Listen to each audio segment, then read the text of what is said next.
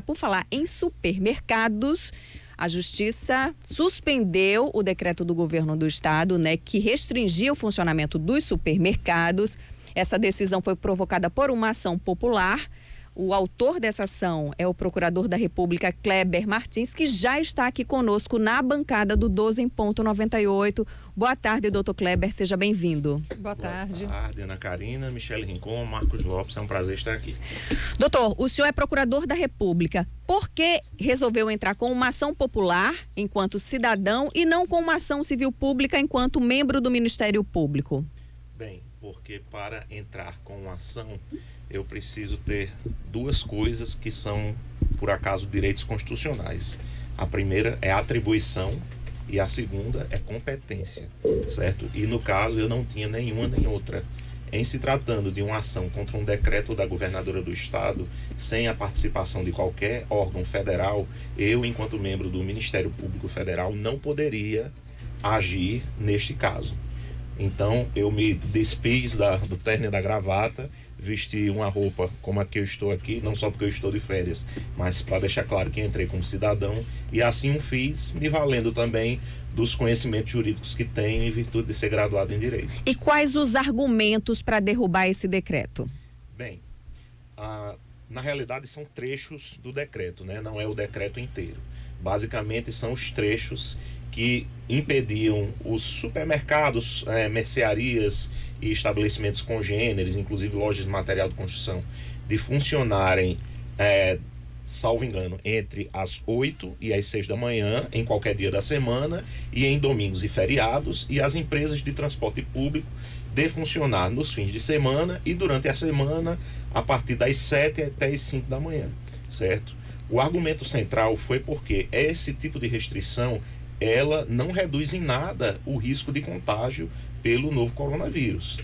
Pelo contrário, não faz sentido. A exposição que nós temos, quer em dias da semana, quer em fins de semana, quer à noite, quer pela manhã, é a mesma. O coronavírus, ele não faz distinção de local, nem de hora, nem de dia da semana, nada. Pois é, embora eu não seja médico, né, mas já me muni de informação suficiente pela imprensa, né, até porque é a pauta que vem dominando os últimos meses, que não, o vírus não faz essa distinção. O vírus ele é único e ele se propaga com a diferença relacionada à temperatura, mas que não vem ao caso, né?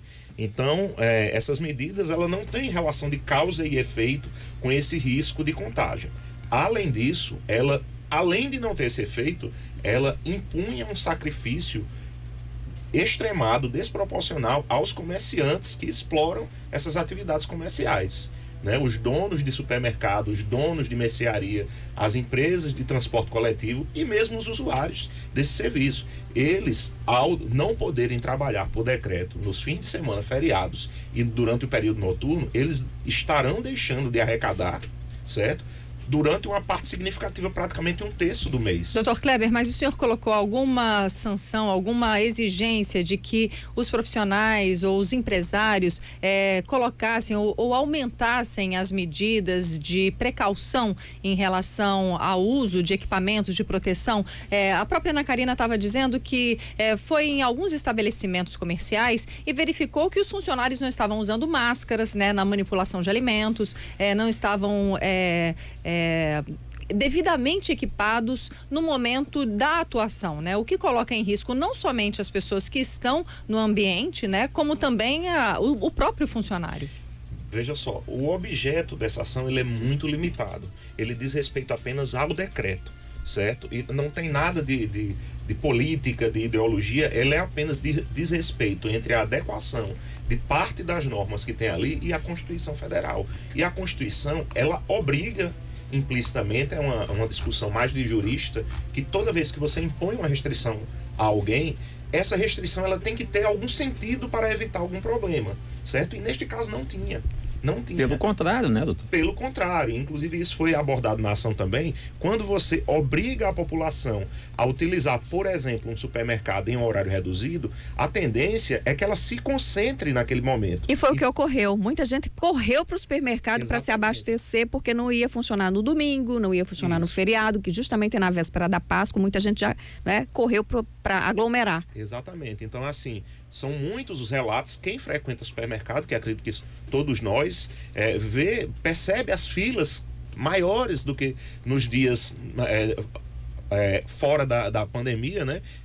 O efeito foi contrário. Então, o risco potencial de contágio ele se tornou maior, né? Então, assim, nesse momento em que nós estamos diante de uma pandemia, a primeira pandemia na era das redes sociais, é normal que os seres humanos eles passem a ser governados por um sentimento de histeria, de pânico, mas isso não pode nos fazer perder o critério, o senso de razoabilidade, o senso de calma e de ponderação. Então, foi isso que eu trouxe com argumentos jurídicos à discussão e acredito que tem algum fundamento, tanto que foi obtida uma liminar, pelo menos por enquanto. Não, e além do mais, há uma questão assim que me preocupa muito, que é decreto estadual, decreto municipal, decreto federal, e acaba causando uma confusão porque muitos legislam um sobre a área do outro, e já aconteceu recentemente do próprio prefeito, a própria prefeitura não é ter entrado contra esse decreto do governo também. Pois é, em relação a esses decretos, né, que estão se sobrepondo uns aos outros,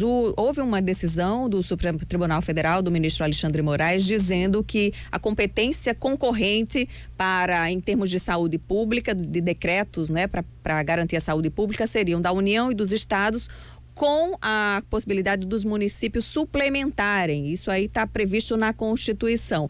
Mas aí fica o governo do estado edita um decreto. Aí o município diz, não, eu não concordo, eu vou fazer um decreto contra o decreto do governo. Como é que está essa questão de sobreposições de decreto? Bem, está muito claro hoje em dia que a competência ela é do município quando existe um decreto municipal. Quando não existe, então se recorre ao decreto estadual, e quando não existe, ao decreto federal.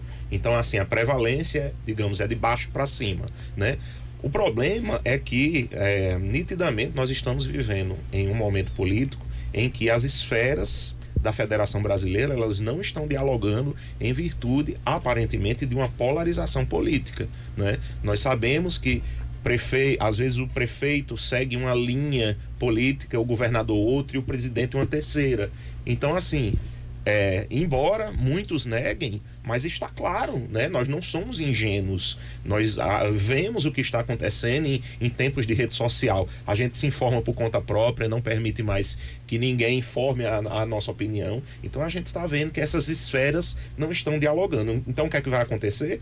O que sempre acontece em cenários assim, a população vai agir por conta própria. E acaba na justiça, para que a justiça resolva, né, doutor Kleber? Talvez não acabe tão cedo, porque o que se está impondo hoje de restrição, isso durante anos e anos vai ter consequências. Ações judiciais de indenização podem aguardar e anotar. Com essa decisão judicial, o governo do estado já antecipou que pretende recorrer, né, da concessão dessa liminar e está negociando com a Associação dos Supermercados. Hoje pela manhã, o secretário estadual de tributação, Carlos Eduardo Xavier, falou sobre essa negociação. E a gente vai soltar aqui um trecho aí da fala do Carlos Eduardo Xavier, secretário de tributação, sobre este assunto. Estamos construindo esse acordo com relação aos supermercados.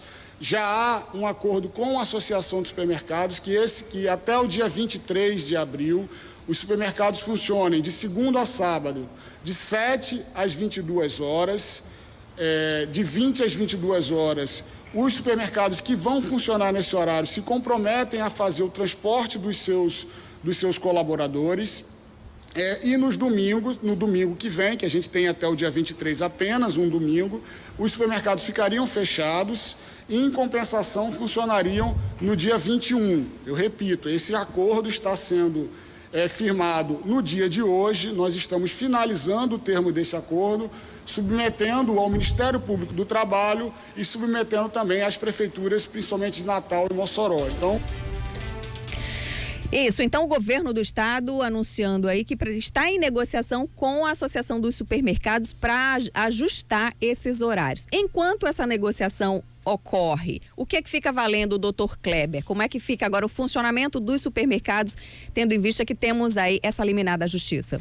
Bem, os supermercados, em princípio, estão liberados para funcionar sem necessidade de obedecer aquelas normas do decreto que foram suspensas, né? Uma negociação, ela pressupõe que os supermercados aceitem espontaneamente o acordo que o governo está propondo. O governo tem autonomia para isso e vamos ver se os supermercados vão aderir de livre e espontânea vontade. O mesmo vale para as empresas de ônibus para poderem intermunicipais para circularem no fim de semana? Todos os ramos empresariais abrangidos pelo decreto. Ok, doutor Kleber, muito obrigada, procurador da República, que moveu a ação popular para derrubar parte do decreto da governadora em relação a restrições do isolamento, em relação a restrições, principalmente aos supermercados, padarias e ao transporte intermunicipal. Muito obrigada pela participação. Agradeço o convite, espero ter contribuído, nem que seja para o debate. 12h47